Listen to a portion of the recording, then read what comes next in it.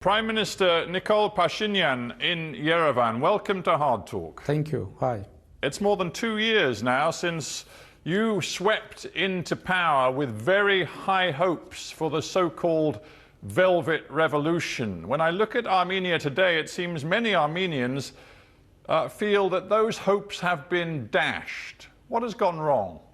I wouldn't agree with your impression because all citizens of Armenia, they are free and they are living in democratic country. And in 2019, we had biggest economic growth in Europe. And we had big economic success.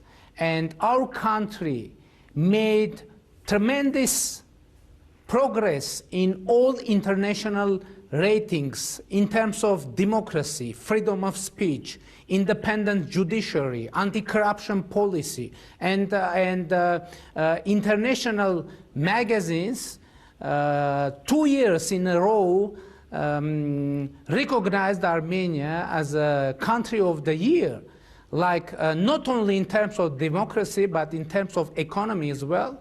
Yes, of course, the pandemic situation interrupted our flight, but we will continue.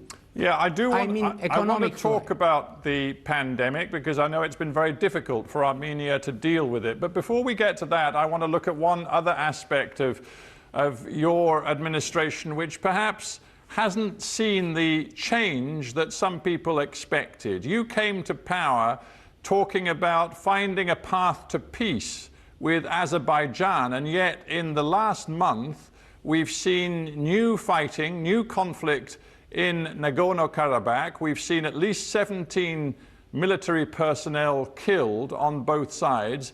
It looks as though it's business as usual, not change. Peace can't be achieved through the unilateral actions of Armenia, because we will be able to have real peace if Azerbaijan will reciprocate Armenians' efforts. Becoming Prime Minister of Armenia, I proposed a new formula for peace, and the formula is following.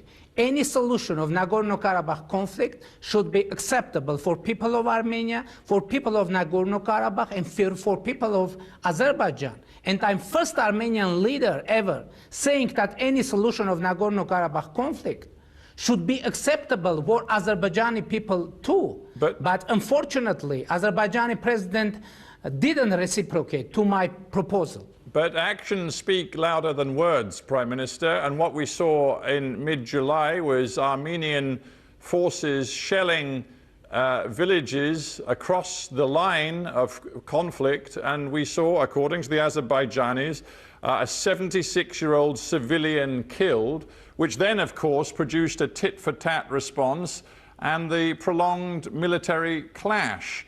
I put it to you again that your policies do not appear to be designed to achieve peace. Azerbaijan started military attack against the Armenia, and it wasn't separate action. Within long time, Azerbaijani president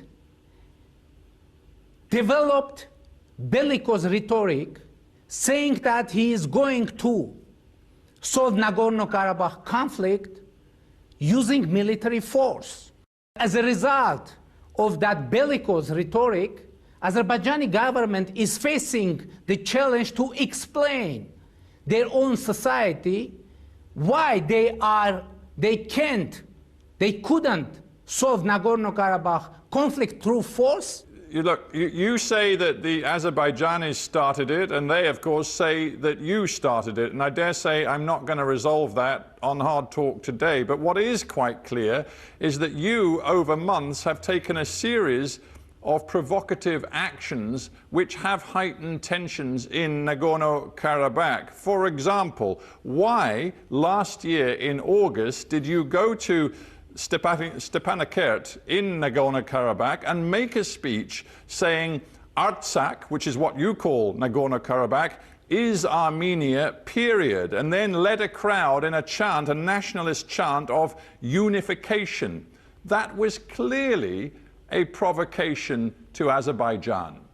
First, I can understand the situation of international community every time hearing accusation, mutual accusation of each other, who started who violated ceasefire.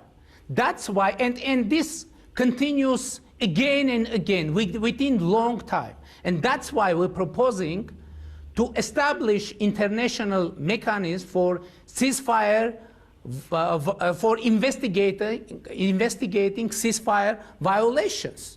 And this is valid proposal by Armenia. Second, why I said that Nagorno-Karabakh, Artsakh is Armenia. First of all, Nagorno-Karabakh for several thousand years is populated by indigenous Armenian people, and by the way, Artsakh name is aged for several thousand years. Yeah, Prime Minister, it's not, to be honest with you, it's not, we can't go through thousands of years of your history. What we can do is address the realities of today. The UN General Assembly, as you well know, hang on. The UN General Assembly has adopted a resolution which quite clearly, quote, demands the immediate, complete, unconditional withdrawal of all Armenian forces from the occupied territories of the Republic of Azerbaijan. Now that's from the UN General Assembly.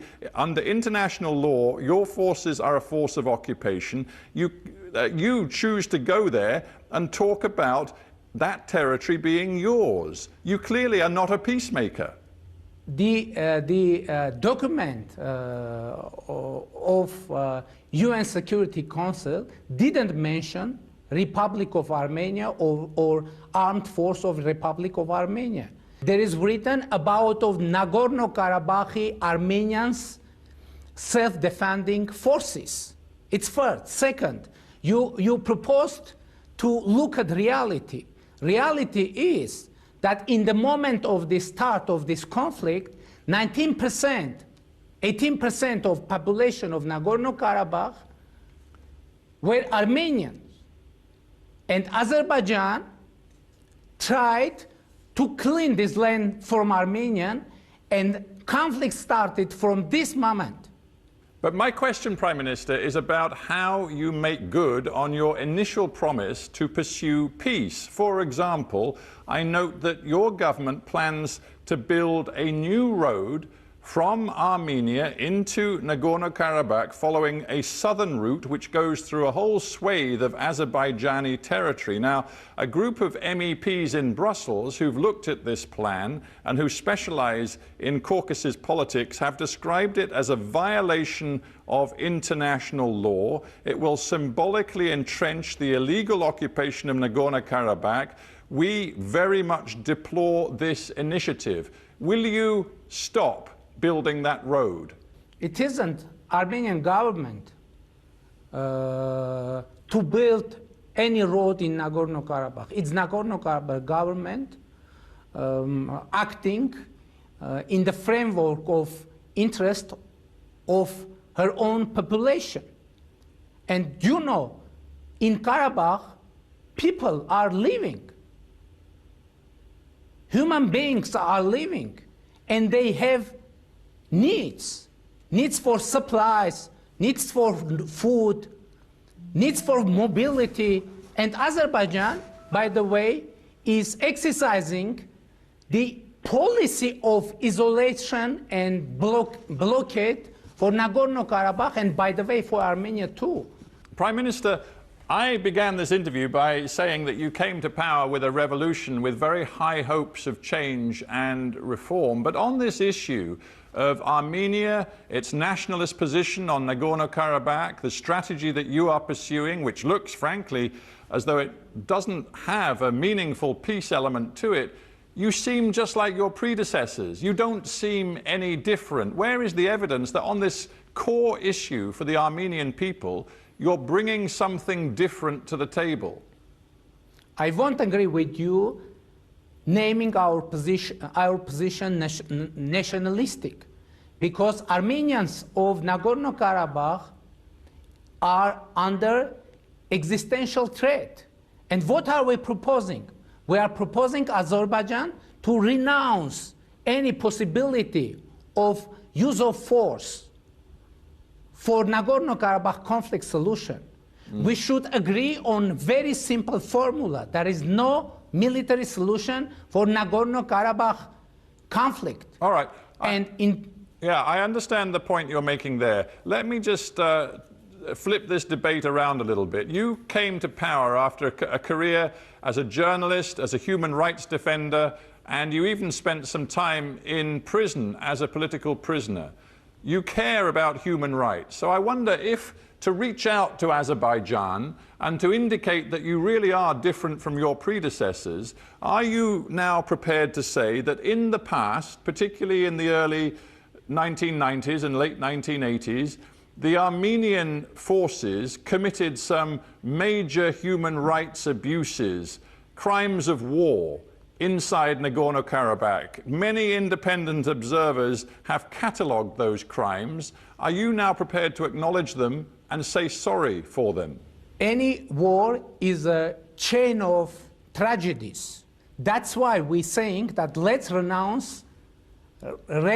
refuse any possibility of using force for solution of Nagorno-Karabakh conflict.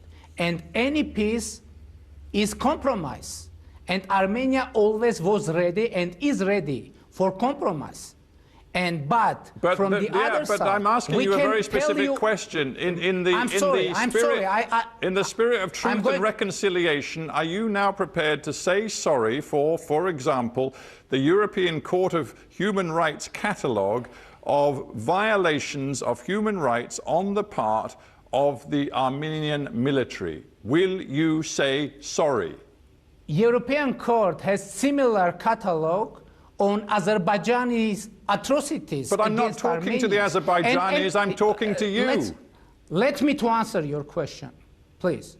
And we should mention the Sumgait events that happened in late 1980s when Azerbaijani government and Azerbaijanis initiated pogroms against the Armenians of Sumgait city in Azerbaijan, in Azerbaijani capital, and this whole issue is an issue. I just wanted to know whether you're prepared to take responsibility and apologize for those abuses and crimes committed by Armenia's forces. It's quite simple, yes or no. It should be proved who exercised these atrocities, and I think Armenians of Nagorno-Karabakh and Azerbaijan are victims, and we can prove that.